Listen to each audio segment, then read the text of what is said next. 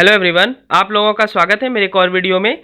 आज जो हम सब देखेंगे वो इकोनॉमिक्स का एक और टॉपिक मैं लेकर आया हूं। तो जैसा कि हम सब पिछले कुछ वीडियो से सिर्फ संगठन के बारे में पढ़ रहे हैं, तो आज भी एक और संगठन के बारे में देखेंगे, जिस संगठन का नाम है आपका ब्रिक्स। ठीक है, तो ब्रिक्स कंट्री बहुत इंपॉर्टेंट है और पश्चिमी देश इस संगठन को बहुत ज़्यादा अवॉइड करते हैं।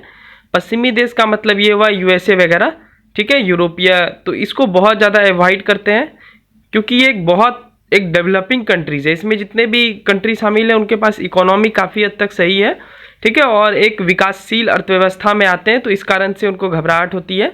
फिलहाल घबराहट जो हो इस वीडियो में हम सब ब्रिक्स कंट्री के बारे में जानेंगे, इसकी स्थापना कब हुई है, कैसे हुई है, ठीक है, तो हर एक कुछ जानेंगे। आपको वीडियो अच्छी लगेगी तो चैनल को सब्सक्राइब कर लेंगे और एक लाइक कर लेंगे, क्योंकि हम सब छोटे छोटे वीडियो के माध्यम से हर एक संगठन के बारे में पढ़ेंगे धीरे धीरे।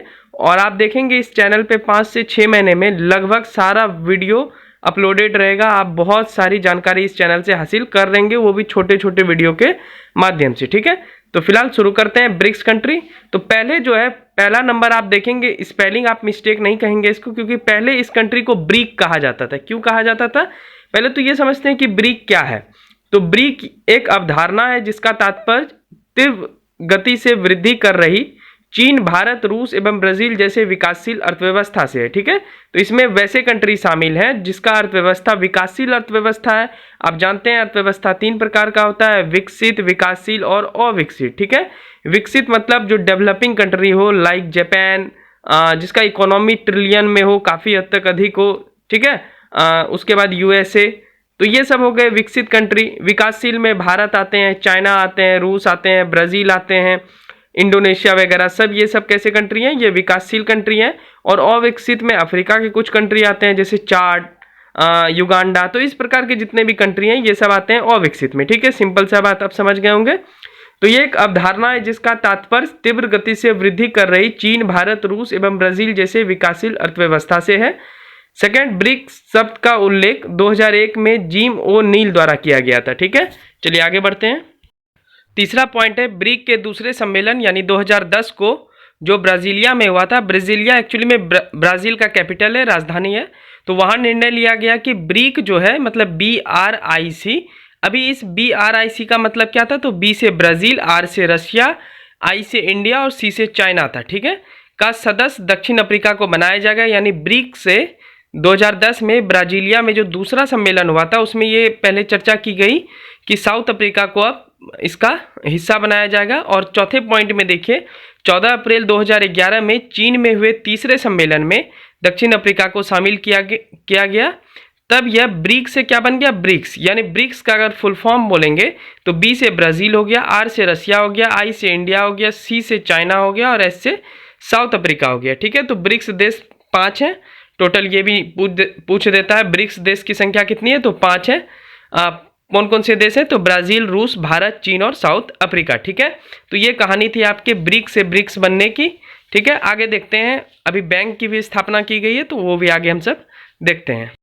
चलिए, उसके बाद है आपका पॉइंट 6 नंबर है ब्रिक्स का प्रथम सम्मेलन 2009 में यकातेरिनबर्ग, रूस में हुआ था। 7 नंबर है ब्रिक्स पूरे पृथ्वी का 30% भूभाग एवं 42% आबादी को अपने में शामिल करता है। मतलब काफ़ी बड़ा हिस्सा ब्रिक्स कंट्री के पास है। अगर आप एरिया वाइज भी देखें, भूभाग वाइज देखें तो 30% है, क्योंकि इसमें सारे जॉइंट देश आते हैं। आप देखिए एरिया वाइज भी, रूस सबसे बड़ा क्षेत्रफल के अनुसार सबसे बड़ा देश रूस, चाइना 3rd पे आता है क्षेत्रफल के अनुसार, भारत 7 पे आता है क्षेत्रफल के अनुसार, ब्राज़ील भी काफ़ी बड़ा है, तो ब्राज़ील शायद 6 पे शायद आता है। तो ब्राज़ील दक्षिण अमेरिका महादेश का सबसे बड़ा देश कौन है? ब्राज़ील है। और साउथ अफ्रीका भी काफ़ी बड़ा देश है। प्लस जनसंख्या की बात करें तो 42% आबादी इसमें शामिल है।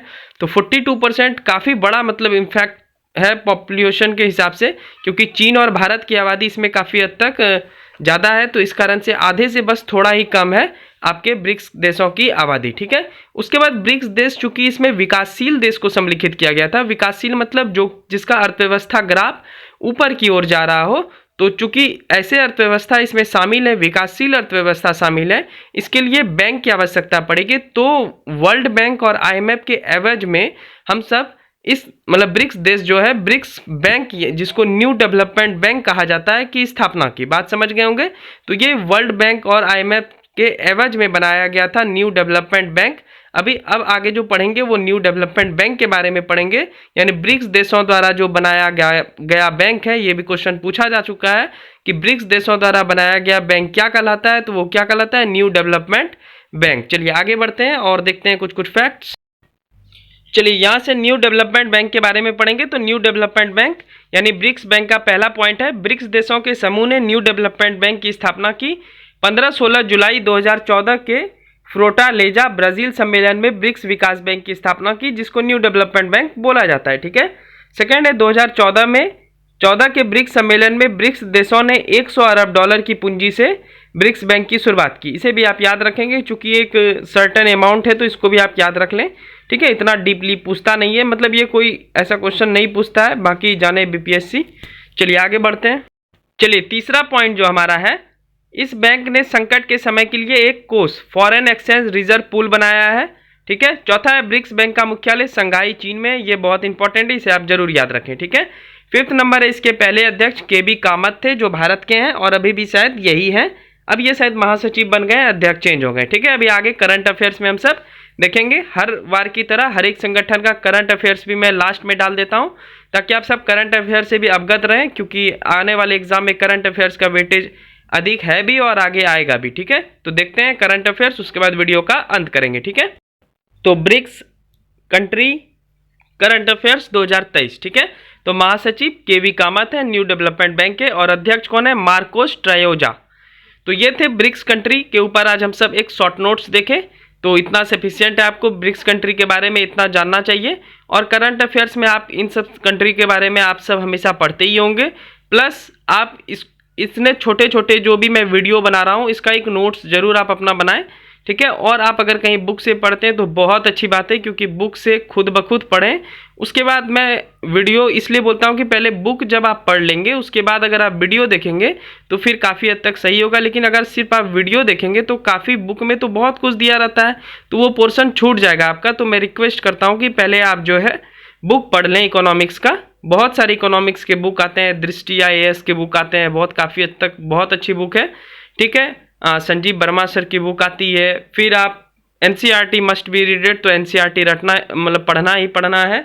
11-12 की आप NCERT कर लें, प्लस अगर आपको नॉर्मल सी जानकारी रखनी है बिहार पुलिस या फिर SSC वगैरह के लिए, या फिर आप डीपली नहीं पढ़ना चाहते हैं तो लूसेंट आप पढ़ सकते हैं। परीक्षा वाणी की भी एक किताब आती है, तो वो भी आप पढ़ सकते हैं। ठीक है। तो इतने ज़्यादा बुक आप सारे बुक मतलब खरीद के नहीं लेते आएंगे, एक दो चलेगा। लूसेंट तो सबके पास ऑब्वियस सी बात है, कंपटीशन जो तैयारी करते हैं उनके पास होगा ही, तो उनसे भी आप पीछे में दिया होगा, उतना जानकारी सफिशिएंट है आपके अगर रेलवे ग्रुप डी वगैरह की तैयारी करते हैं तो। ठीक है।